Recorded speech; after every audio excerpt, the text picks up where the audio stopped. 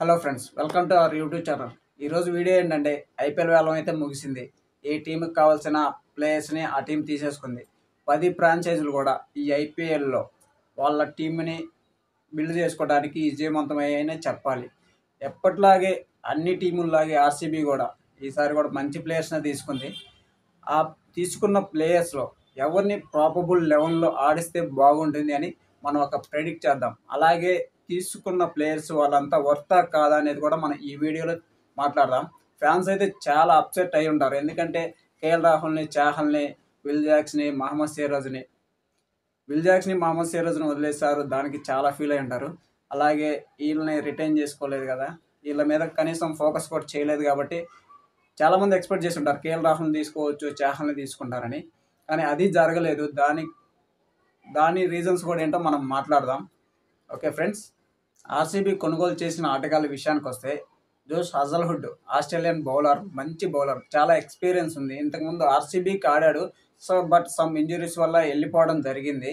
So దానివల్ల కూడా ఆర్సీబీకి చాలా యూజ్ అవ్వచ్చు. సో మంచి బయ్యే చేశారని చెప్పాలి. ఎంతంటే 12 crores 50 lakhs అనమాట. నెక్స్ట్ వచ్చేసరికి Phil Salt as a wicket కీపర్గా, బ్యాటర్గా విరాట్ కోహ్లీతో ఓపెనింగ్ చేసేకి చాలా యూజ్ అవ్వచ్చు అనమాట. ఇది కూడా మంచి బై అనే చెప్పొచ్చు. యాక్చువల్గా ఏంటంటే కేఎల్ రాహుల్ని కూడా చేయొచ్చు, బట్ ఫిల్ సాల్ట్ ఉన్నాడు కదా, సో అందుకోసమని కేఎల్ రాహుల్ని లీవ్ చేశారు. నెక్స్ట్ వచ్చేసరికి జితేష్ శర్మ ఎంత పెట్టారు? 11 కోట్లు పెట్టారు. జితేష్ శర్మ కీపర్ అంటే బ్యాకప్ కీపర్. అలాగే ఈయన ప్రాబుల్ అంటే మిడిల్ ఆర్డర్లో కూడా యూజ్ అవ్వచ్చు అనమాట. సో అందుకని జితేష్ శర్మను కూడా తీసుకోవడం జరిగింది. నెక్స్ట్ వచ్చేసరికి బౌలింగ్ విషయానికి వస్తే భువనేశ్వర్ కుమార్ ఏక్దమ్ భయ. ఎప్పుడు బిఫోర్ 12 years బ్యాక్ ఆర్సీబీకి ఆడాడు. మళ్ళీ ఇప్పుడు 12 years తర్వాత 12 or 14 years తర్వాత మళ్ళీ ఇప్పుడు ఆర్సీబీ టీంలోకి అయితే రావడం జరుగుతుంది. నెక్స్ట్ వచ్చేసరికి లివింగ్ స్టోన్, తెలుసుగా ఇంతకుముందు పంజాబ్కి చాలా మంచి పర్ఫార్మెన్స్ చేశాడు. ఏంటంటే లెగ్ స్పిన్నర్, ఆఫ్ స్పిన్నర్, అలాగే పెద్ద పెద్ద భారీ సిక్సెస్ కూడా కొట్టచ్చు. మంచి బ్యాట్స్మెన్ కూడా, మంచి ఆల్రౌండర్. సో మంచి బై అనే చెప్పొచ్చు. తర్వాత రసిక్ దార్ డొమెస్టిక్ క్రికెట్ కూడా ఆడాడు, బాగానే పర్ఫామ్ చేశాడు. మంచి స్పీడ్ బౌలర్, మంచి ఓకే బ్యాకప్ పెట్టుకోవచ్చు అనమాట. ఆల్రెడీ 3 బౌలర్స్ ఉన్నారు. భువనేశ్వర్ కుమార్, ఎస్ దయాల్, హజల్వుడ్, వీళ్ళు 3 ఉంటారు. బ్యాకప్కి యూజ్ అవుతాడు.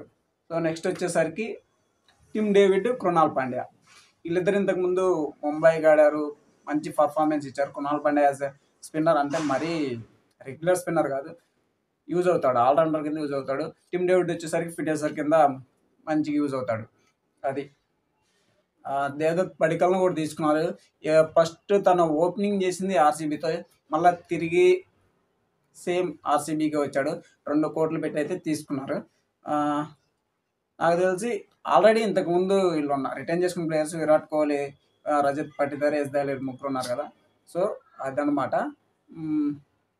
ఈ విధంగా ఉంది. మరి మనం ప్రాబుల్ 11 చూద్దాం. అసలు ఎవరిని ఆడిస్తే బాగుంటుంది అంటే Phil Salt, Virat Kohli as openers ఇద్దరు. 1 down వచ్చేసరికి రజత్ పటిదార్ ఆడతాడు. నెక్స్ట్ వచ్చేసరికి లివింగ్ స్టోన్. ఓకే, ఆ తర్వాత వచ్చేసరికి జితేష్ శర్మ తర్వాత Tim David, 6th place Tim David, తర్వాత కృణాల్ పాండ్యా. నెక్స్ట్ వచ్చేసరికి బౌలర్గా భువనేశ్వర్ కుమారు, హజల్వుడ్, ఎస్ దయాల్. స్పిన్నర్స్లో వచ్చేసరికి శ్రేయస్ శర్మ. అది ఫ్రెండ్స్ ప్రాబబుల్ 11 అయితే అది. మీకు ఎలా అనిపించిందో కామెంట్ చేయండి.